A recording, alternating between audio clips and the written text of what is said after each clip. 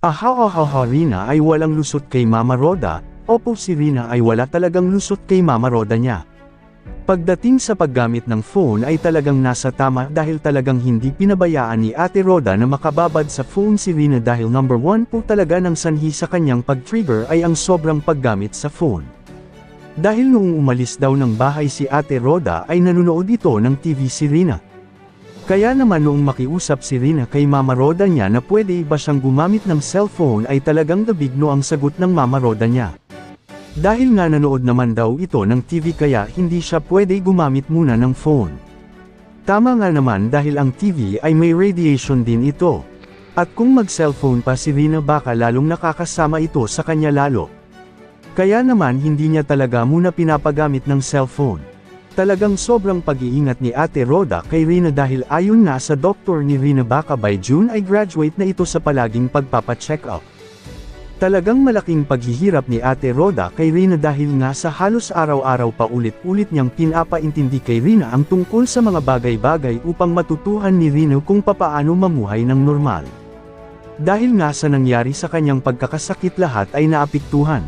Kaya nga nawala siya sa tamang pag-iisip si Rina dahil masyadong naapektuhan ang kanyang utak sa kanyang pagkakasakit kaya kahit sa pagsasalita ay hirap si Rina. Kawawang Rina kung di sana ito napabayaan sa kanyang pagkakasakit hindi ito mangyari sa kanya na pati pagsasalita niya ay maapektuhan. Pero nga dahil rin sa kahirapan ng buhay kaya napabayaan siya salamat na lang at natagpuan siya ng kalingap at ito na nga ngayon alagang-alaga siya ni Mama Roda niya. Salamat Ate Roda sa unconditional love na iniukol mo po kay Rina kahit di mo siya kadugo pero pinadama mo po sa kanya ito. Kaya nga sabi ni Ate Roda na kahit paulit-ulit pa niyang paalalahanan si Rina para lang matuto na mamuhay ng maayos ay gagawin niya. Hindi niya pagsasawa ang palaging ipaintindi kay Rina kung paano matutulungan ang sarili ni Rina. Kaya salamat at dumating ka sa buhay ni Rina Ate Roda, kaya guys tulungan po nating umangat ang YouTube channel ni Ate Roda. Support po natin siya guys at syempre number 1 din sila Kuya Val at Kalingap Rab.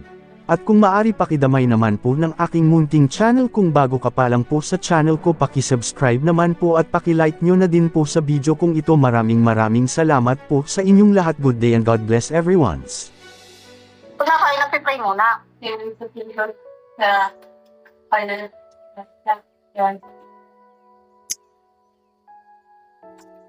Kalain mo, hindi ka pa man lang nag-iilamos.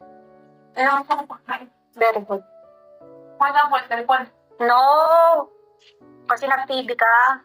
Hindi. Kanina, pag-alis ko. Pagkahilamos, magbabasa naman ng libro. Mayroon, maghanap ako marami akong libro doon. Kasi dapat ang oras, dinidivide mo. Alam mo yung divide? Alam mo yung pag-divide ng oras? Hinahati-hati mo, may oras ng pagbabasa, may oras ng panonood ng TV, may oras ng pagkain, may oras ng paglalaro ng cellphone, ganon. Naintindihan mo na. Okay? Pina tayo? Good job na.